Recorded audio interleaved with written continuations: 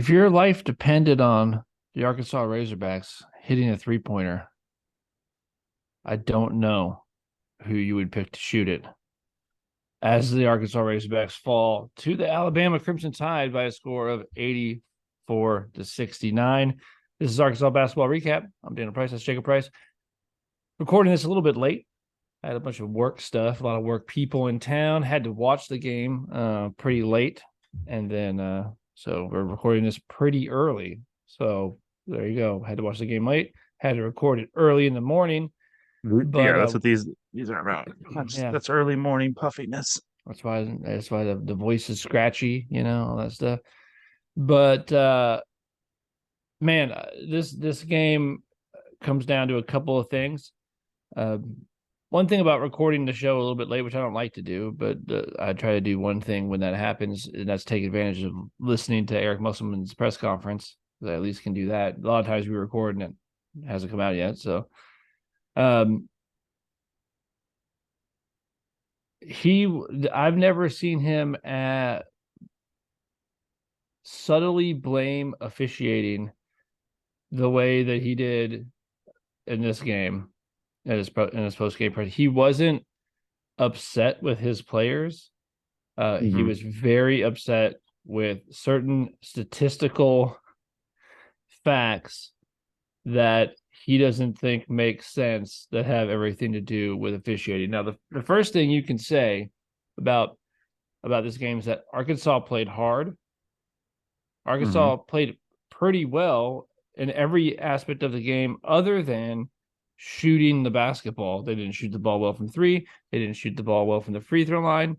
The defense looked good, especially for 85% of the game. The defense looked really good. Devo looked like he was going to shut down the leading scorer in the SEC the entire game. I mean, he was in his head, in his pocket, like Devo wasn't afraid that he was going to go around him. I mean, Devo played textbook. He put a clinic on how to guard Brandon Miller for 90% of this game. Really, this game, I mean, and this game was close with 4 minutes left, way closer than the score. What this really comes down to, and this might be oversimplifying, but we shot 2 of 10 on the 3-point line, which I'm glad we didn't shoot a lot of threes. I mean, we shot 2 of 10. They shot 9 of 20. We shot 15 of 23 from the foul line. They shot 25 of 36. That's why you lost the game. Right? The ball just went. There's a lot of stuff we can break down, but this one is not that complicated. When it's just they went to the free throw line more than we did and made more of them, and they shot more threes and made a higher percentage of the threes they shot. A way higher percentage. We shot 20%. They shot 45%. That's really it, man. Like, there's not a lot else to say. It's not like, oh, if we had only done this thing on defense, we couldn't put the ball in the hole, and we lost. And that's what it was. And the thing that Eric Musselman did, I'm interested. I don't know if you watched it, Jake, but I'm interested to hear your thoughts. Eric Musselman was extremely frustrated that I think the team did what he told them to do, and he said, I don't know how a team that only shoots 10 threes, which means you're going to the basket, which they were, right? So he's like, that's going to the basket, shoots 23 free throws, while a team that shoots 20 threes and isn't going to the basket nearly as aggressively shoots 36 free throws. And this 13 free throw disparity he found extremely annoying. I'll say my opinion is this. I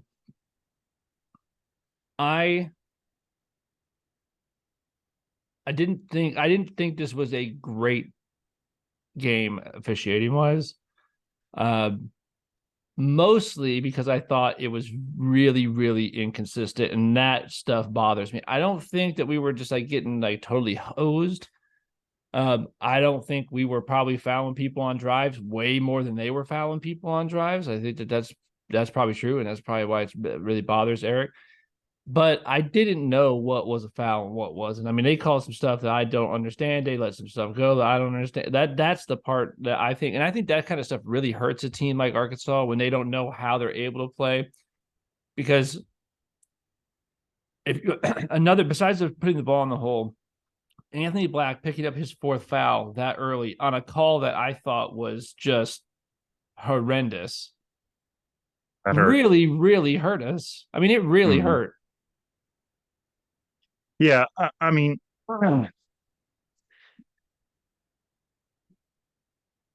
I'm not like I said, I wouldn't. I'm not super distraught yet because I do again think that we've played good teams, and I think Alabama is a very good team, and I think that Maybe the best, probably the best team in the conference.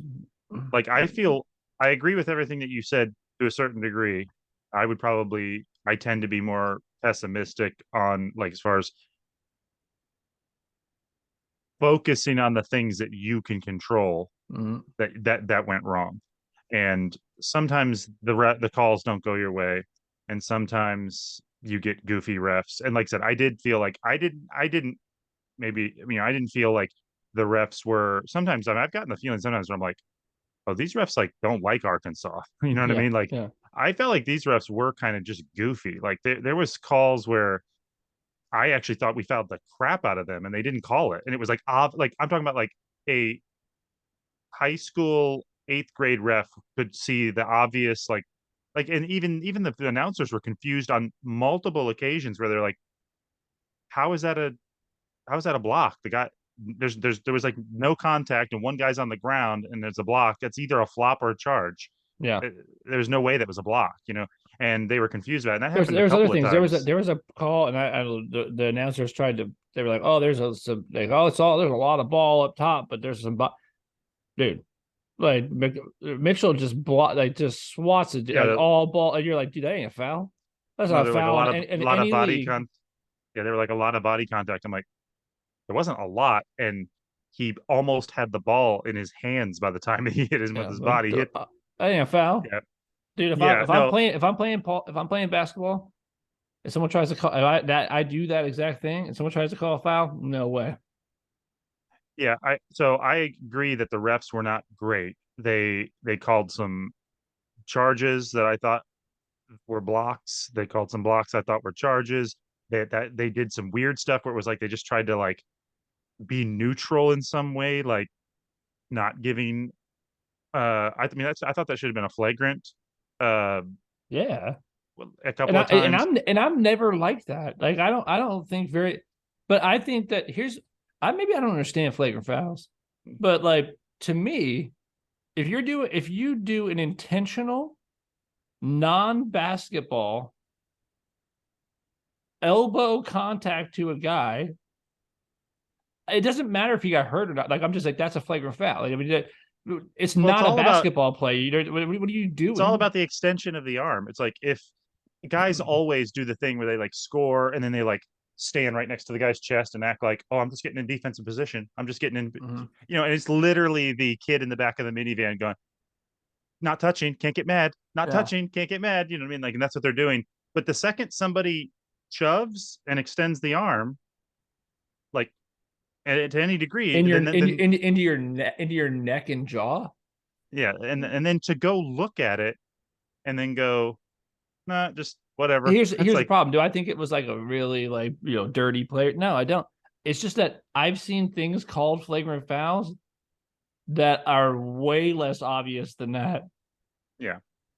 So, but that being said, I did think the refs were bad, and I think some of it fell against us. Although, like I said, I saw us foul those guys. Like there was one time where that one kid went in with that left-handed guard, and I Mm-hmm. think he had Mitchell on him. And dude, Yeah, Sears just like said, "Let me chest bump you out of bounds." yeah, it just like it was like a complete Yeah, body foul, and it's like, what are these guys looking at? There was a ref standing right there. It was literally like he went, I don't want to really call another foul. I've been calling a lot of them. You know what I mean? It's like that's not your job. Your job is to call them anyway. But I mean, but does it? I mean, all that aside, and like that all might be true. And I know Eric's. I know I get why Muss is saying it. They probably did exactly what he says. Like, hey, we're just they get downhill.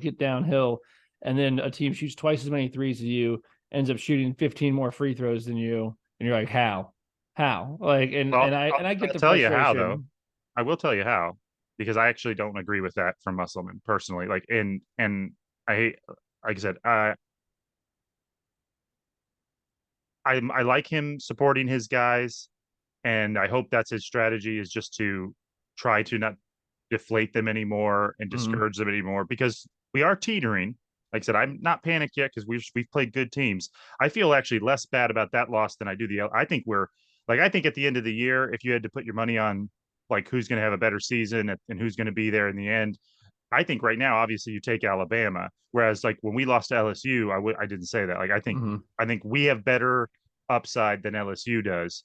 Whereas right now, I mean, the fan in me is like, we could still do something if Musselman, puts his magic in there and You're we one. figure You're one. this You're out. one. You're one. Nick Smith Jr. away. By the way, the last couple of games have made me feel like, hey Nick, if you want to, if you could come back, dude, because it's just,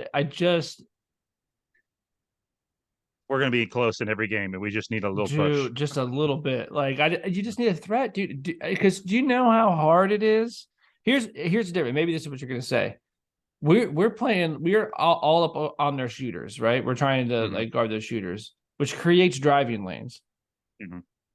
And so then they get there. It's how much easier is it for Alabama to try to get to the basket than it was for Arkansas? Way easier because you're guarding guys on the perimeter super close.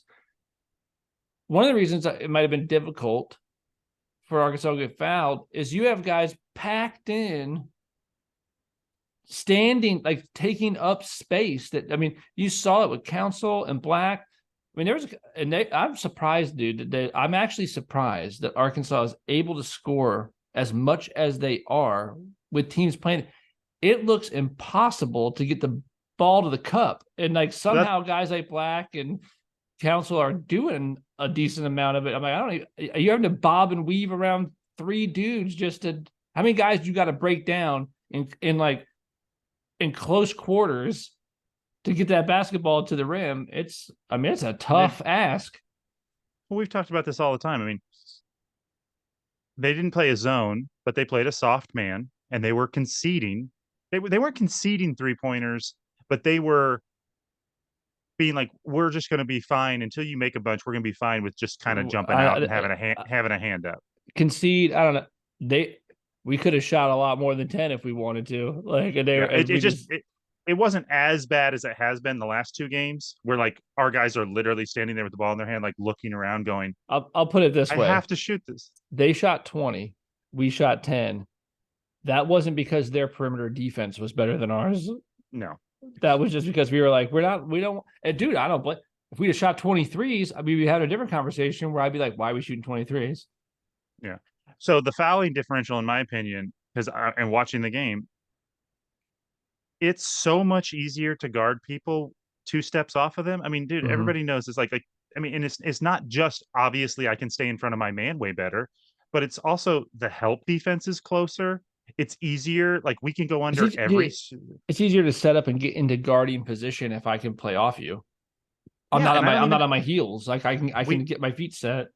we don't even have to switch on screens like Mm-hmm. with so like it doesn't it's harder for them to get switches that are advantageous for them because their big man can just stand there and the guy can just go way around the back. Like I'm talking about way like when you're not worried about the guy shooting the three and there's a high screen, like you can just when you can just run 5 feet behind the screener, it's like and still being like because you're not even worried about the three. In fact, you're hoping he takes the three.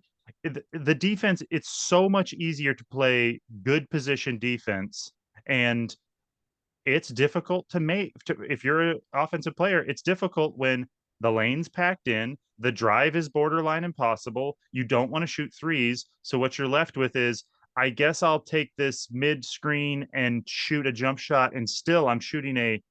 It's not like they said they weren't just giving you the jump shot. It was like I'm shooting a 17-foot jump shot with a guy coming towards me that's diving out at me. It's like, and we made a couple of those. Devo made some, Council made a couple, but it's just not a good way to live and die. Let me And ask you our this: if I told you going into this game that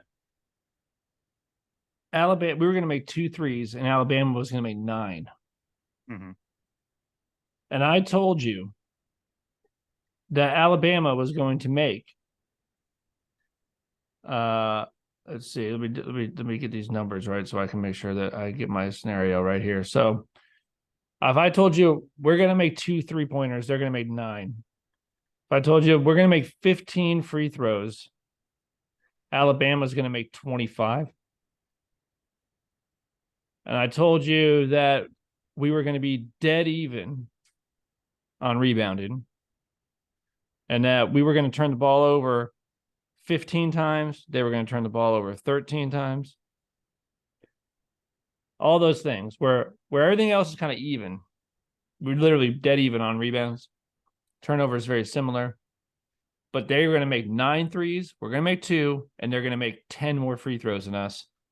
I actually would tell you that I don't think that in the second half this is probably a game. It's kind of when you look at those numbers, I'm like, I don't even. How are you in this game? How can you give up? How can you have a team make 9 threes to your 2 and then make 10 more free throws than you? And I'm like, how are you even in this game? Well, I mean, honestly, there's a version of that game the way it plays out where you are losing by 20 pretty quickly, Because and like with 4 minutes left in this game, this is a 3-4 point game. but you needed some things to happen, and this is why I mean I still was hoping that we'd steal that game, but even so, it really would have been a steal as far as if you looked at the performances that you got from your best players. You needed I mean, Devo maybe Davis to, but here's the thing. I but you got to do let me think finish a thought. dude, I do think that this part, dude, because before you say that, I agree with you, but this is, I mean, I don't know exactly, but if it's not this, it's very close to this. This game is basically tied when Anthony Black goes out with his 4th foul and has to sit for about 10 minutes. Mm-hmm. And then what happens while he's out? We get down by 10. And we have to call back. I don't know if we have as big a hole if we don't have to do that. Yeah, I agree. I mean, but like I said, I mean that is sort of. I mean, the reason we got back in that game though is honestly from Graham. Like Yeah, dude, Graham Graham's best game by by a long shot, right? well, and Graham, he came in and he gave you a spark, but he also had to make. It wasn't like he came out there and just was flowing and just like knock. Like sometimes you just get a guy that's just like he's in that zone where he's going to hit 7 or 8 shots in a row because he just got it going. He was making hard, you know, like he was having to make moves. He was having to cut. That one, I mean, that freaking drive dunk was one of the. Like, I mean, that's like the fantasy scenario. Like, dude, catch the ball high, dribble, cross somebody over, spin move around the next defender, and then pound it. Like that was sick.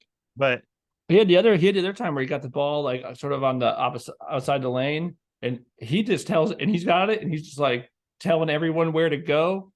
And like you said, like you're like, what are you doing? Like, dude, you're taking a long time to set up this one-on-one, and then just gets everyone in the spot that he wants, and then just did it, and just like took this dude right to the rack. Offensively, he was great. I mean, he but was great. what I'm saying is it doesn't make me feel amazing. I mean, I'm hoping that they can incorporate Graham into the, and get him to do that regularly.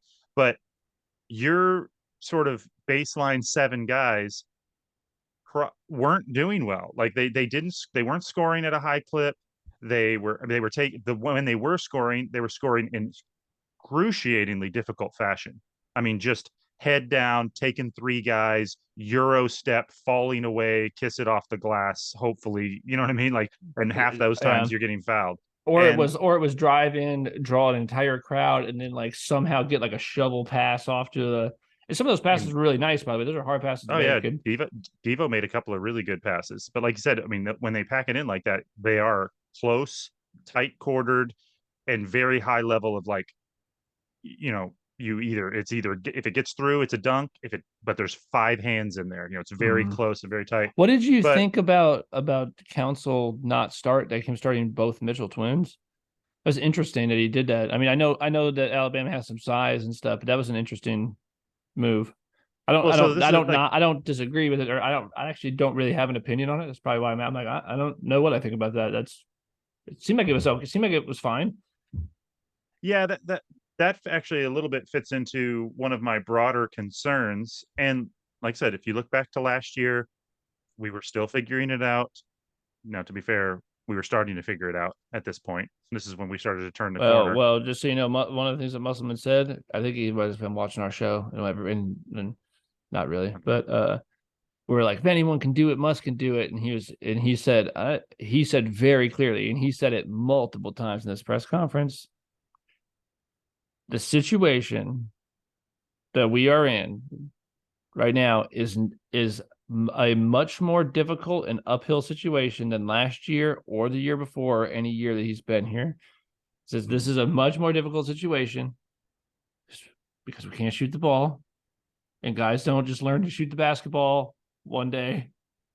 And we got two guys that he's like, he talked about some injury. It was really good. If he talked about some injuries, like, hey, we lost Isaiah Joe for a little while in one year. We lost, Justin Smith for a little while. He's like, but we lost him for like 5 games, and we struggled. And he said this, we struggled. We lost 2 guys that we were counting on giving us 60 minutes a game. One definitely for the whole year. The other, we don't know. And he's like, this is a more difficult problem than the problems we've had before, because not only can we not shoot the ball, we also just like don't have the guys now. Like we don't have as many pieces to try to figure it out. And he said that's not an excuse. He's like, there's injuries everywhere. He's like, teams deal with injuries as part of basketball. But this is a hard thing to fix. Well, so that's what I was going to say. Like the reason I would say I'm low grade, pretty concerned about the overall prospects for the season is I am reading the face of the players and this is completely non-scientific, but like it looks different than the other years from the coaching staff and from the players. The players go to the bench and they sit down. And I mean, when a player's not playing well, they're always frustrated. But something about it, it's not that they're frustrated about like, oh, I'm not playing well. It's like, it looks like they're trying to figure it out.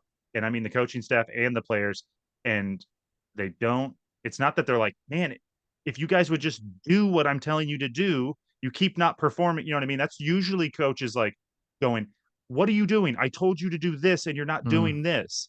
This looks more like they're going, well, that's not really working. Anybody else got any ideas back there? Like, what the hell are we going to do? You know what I mean? Like, it looks a little bit like they are not, they don't have a ton of ideas that they want to try. And I think you've tried most of the ideas that include you not being able to shoot the basketball. And like at some point, like you sort of exhaust at least unless you got to really think hard and come up with a new idea that you never came up with before. But like your basic ideas that you would have, like a team doesn't shoot the ball well, what do you do? I think that he's implemented those things. I think the players have probably executed what he's asked them to execute, like at least as a reasonable degree. And you are sitting there like, because dude, I'm telling you, like when I started the show saying this, the solution to all of your problems right now is very simple and also impossible to fix unless you get Nick Smith back, which is we can't shoot the basketball.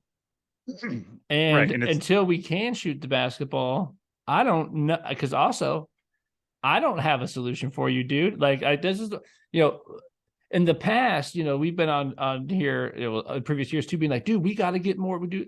I'm just telling you, I don't know. I could tell you, if you can't shoot it, dude, I played a lot of basketball in my life, and I'm playing a team that I'm not a whole team of guys. You and I are on a basketball team.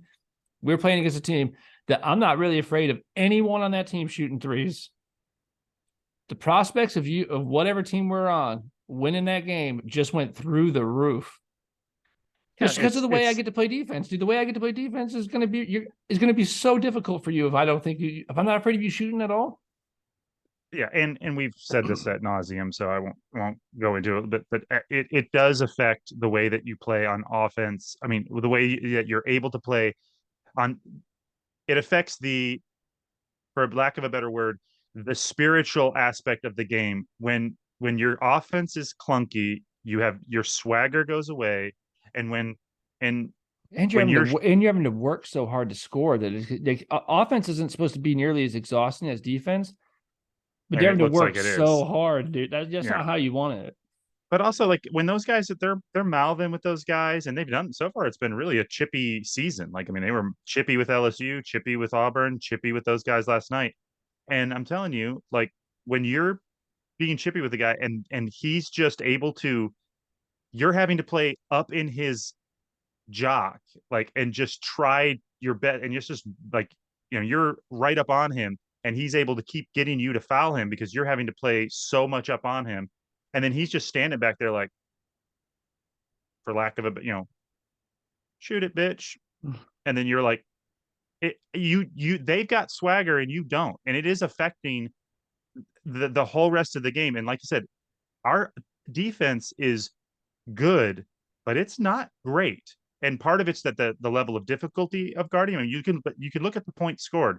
Our team, I could be wrong. I'm talking out my butt right now, but last year's team, I think at this point in the season was holding teams to much lower scoring a lot of the time. I mean, I remember games where I was like with Tony and those guys where I was like, dude, I don't. No team's going to score on us. Like teams were scoring like 46 points a game. You know what I mean? Teams are still scoring close to 80 points. That's not great defense. It's okay defense because these are really good teams, but the amount of energy that we're having to put into offense and defense and the return that we're getting on those two things is just too low. You I know what I just mean? And and here the positive thing about it is this, because this is the thing that would have you really really concerned. It would, and it's not, there's not a lack of effort. Like the guys haven't mailed it in and like aren't, and they're not trying anymore or anything like that. That's not. And I think what it is that right now the team defense isn't quite. By the way, I think we're a very good defensive team. Actually, the numbers say that we're a very good. If you look at Ken Palm, we're a very good defensive team. Just field goal percentage that we hold teams to, turnover rate, all this kind of stuff. We're very high in those rankings. I still don't know if we've like been are as good as we could be, because and that's based on team defense, not individual defense. So we have a like so Devo is like of not just like a very good, but like an elite defender. I mean, you can see it. I mean, like you don't want to draw Devo Davis if you're playing Arkansas and that's who's guarding you. That's terrible. Anthony Black um, is a very very good defender and has moments where he has. I mean, there was a moment where he boxed a dude. He got a dude trapped in the corner, and the guy tried to throw it out there. He just like reached up and intercepted it, like just took it out of the air, that kind of stuff. And he's got so much natural, gifts that would make him just a real pain in the butt to have guarding you. I just don't know that. And Jordan Walsh is a very, very good defender, high energy stuff. But that's different than. So those you got like those are three really good defensive pieces, and Council can play pretty good Council defense. plays good defense too.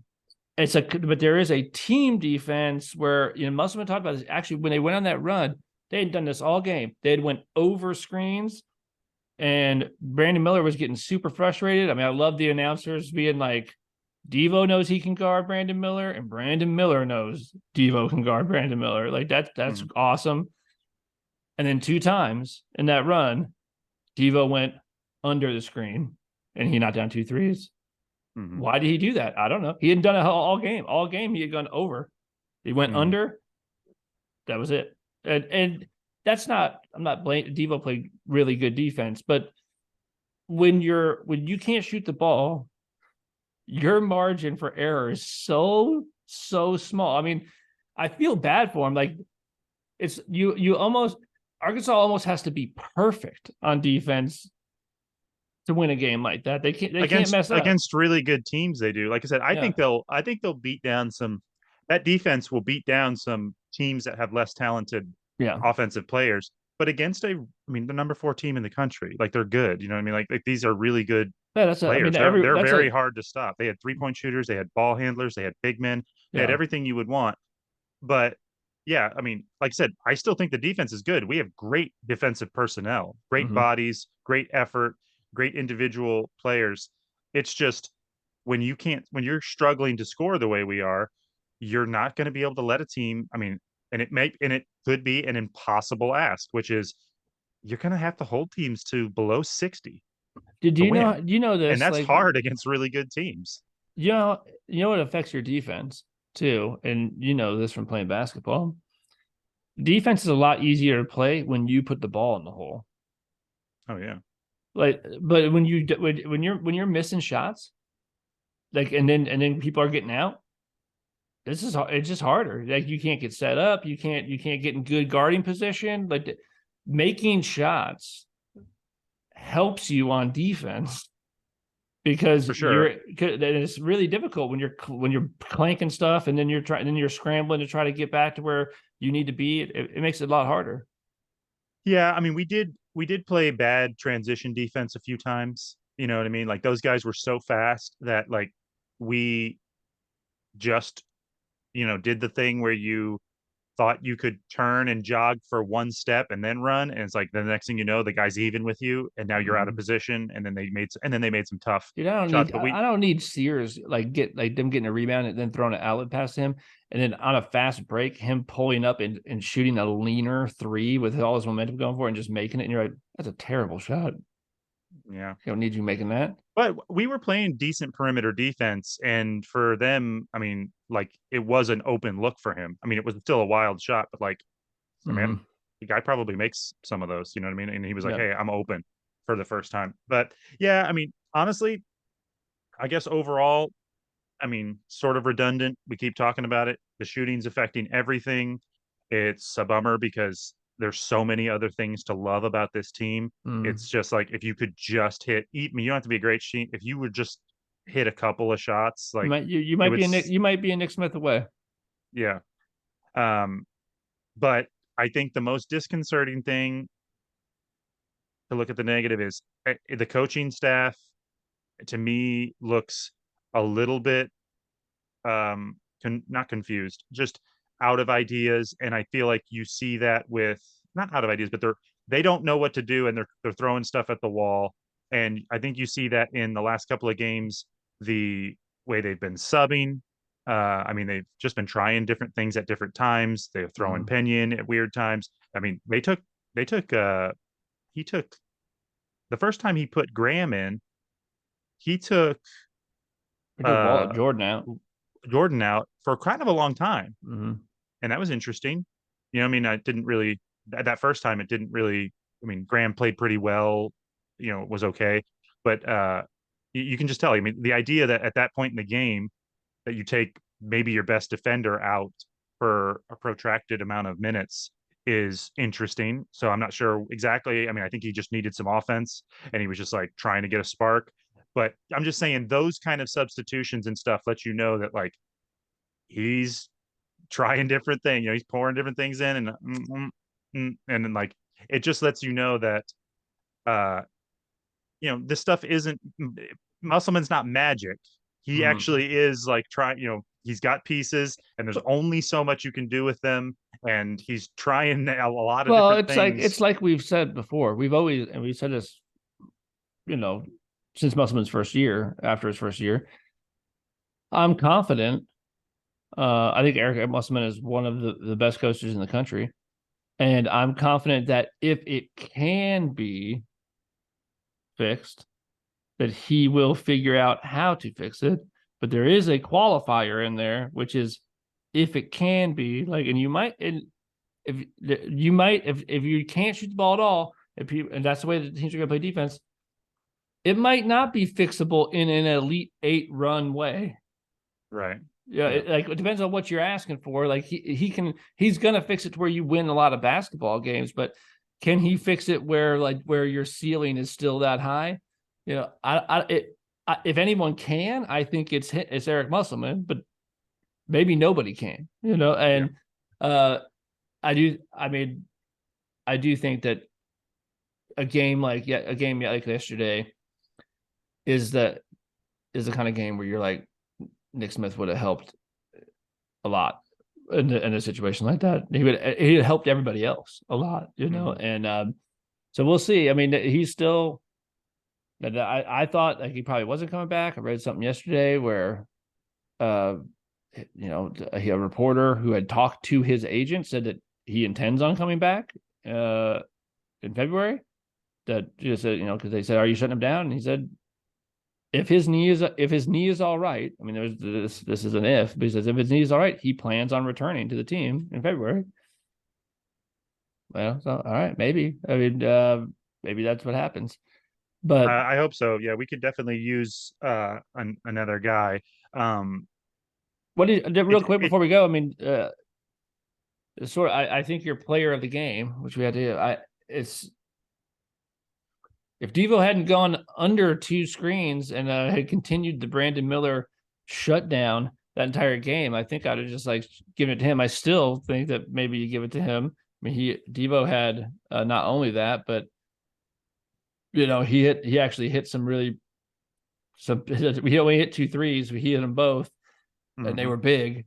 Devo ends up with plays 39 minutes. He plays all but 1 minute. He has 16 points, 3 assists, 2 steals, 10 rebounds. Goes 2 of 2 from the free throw line, 2 of 3 from the 3-point line, and plays crazy defense. I mean, those are pretty good player of the game numbers. Of course, there's part of you that says, I don't know, man. Jalen Graham played 19 minutes. Had 5 rebounds, 1 assist, a block, and 16 points as well. His minutes Uh, were extremely efficient. they were. Uh, Graham's. but but the other thing that I think you saw it with Graham. There was and Musselman actually did talk about this. He praised Jalen Graham, but then he did say, yeah, and he also gave up that three in the corner, which I have no idea. Why he Musselman was. doesn't know why he's like, why were you? He's like, we were switching everything so that we didn't have to help. Why are you helping? Mhm. And That like is he's frustrating. not supposed to be like it was interesting because I wondered but which play I'm talking about, and I Hmm. wondered like why is Graham down there? Like what like was Mitchell? Like why is he helping him like that? And is that what he's supposed to do? And it turns out no, he's not supposed to Hmm. be doing that. And hey Jalen, man, that offensive punch, we could use some of that. Like I would love to see you get some more minutes, but so whatever it is that Musk wants you to do on defense, let's do that. Let's just do that so we can get you on the floor more. Man, and that's an example of how much easier it is for them to play defense. Like if that's the reverse, like we've got to keep our guy out in the corner, guarding that guy that's sitting in the corner, and just let Mitchell go one on one, like guard that guy one on one. Whereas that guy, there's two of them standing there, like a little wall, and they're like, Yeah. "Yeah, pass it out there, go ahead," and then that guy will pass it back, and you guys just can just keep passing it around the top all you want. You know what I mean? It's so much easier for teams to play defense on us right now, and we're having to play at such a high level on the ball. And I mean, that's actually what I said initially, like back, it's going to be tough for our guys. I mean, it's almost like it'll be a miracle if one of our guys doesn't get in foul trouble every game Mm-hmm. because it's so hard to play. I mean, these guys are great basketball players. It is so hard to play one on one on the ball up in somebody's grill defense without fouling when you're playing 40 minutes. It's not Mm-hmm. hard. I mean, you got 5 fouls. If you've got a team where you're distributing minutes at like this guy plays 15, that guy plays 30, this guy plays 25, you're like, I got 5 fouls in 25 minutes. That's a totally different thing than I've got 5 fouls for 39 minutes. Like it's hard to play on those Mm-hmm. guys. And it's going to happen where Anthony or uh, you know, Devo. Devo or Council, one of those guys is likely to get 3 fouls and a half. Well, and you know how Like, Musselman is. If you get the second foul in the first half, he takes you out. You know how hard it is not to get if you're playing that kind of defense, how to not to get 2 fouls in 20 minutes. yeah, it's tough, dude. So I mean, it's gonna be with that shorter rotation. I actually still, like I said, I don't think Kenyon obviously is the answer, but I might have rolled him I out would a have little liked bit. to I would see have it. let's see it. Maybe there Let's was nobody for him to guard. Maybe those guys were too fast because they were fast, dude. Those guys could yeah. all handle the ball and they were quick.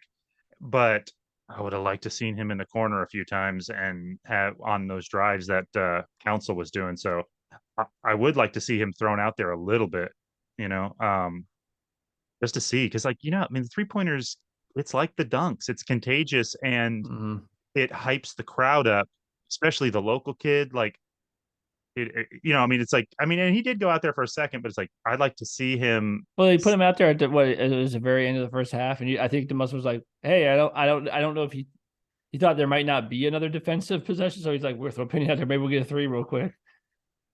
And it backfired. They Yeah. they went right at him. You know what I mean? Mm-hmm. Like, yeah, I don't know. I guess maybe Musselman's. I mean, I'm assuming Musselman knows more than I do as far as that. Like, he probably. I mean, he knows what Penyon is capable of on defense and stuff, and he might have looked at that personnel and been like, "This is too much of a gamble. I'm going to get burned. We're teetering on a knife's edge. If I give them up, a couple of dunks on Pena or something like that, it'll just break our back." So maybe he knows better, but it is uh, when you're shooting that bad, it's like, I mean, you want something to happen. It's like I'm looking down that bench going, isn't there somebody on there that's just like a freaking half court shooter or some one of these guys that's just like nuts, but he's just way too undersized or something? We just start subbing offense for defense all the way down the like all game long, like it's the end of the game.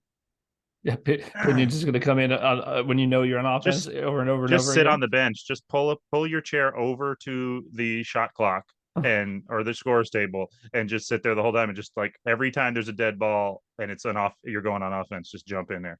Um yeah, I don't know. We'll see. I like I said, it'll be interesting.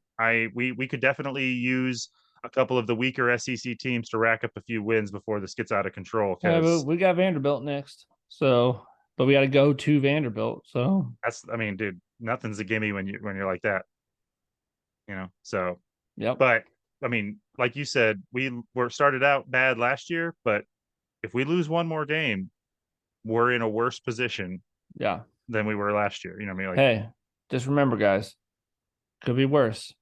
It could be Kentucky.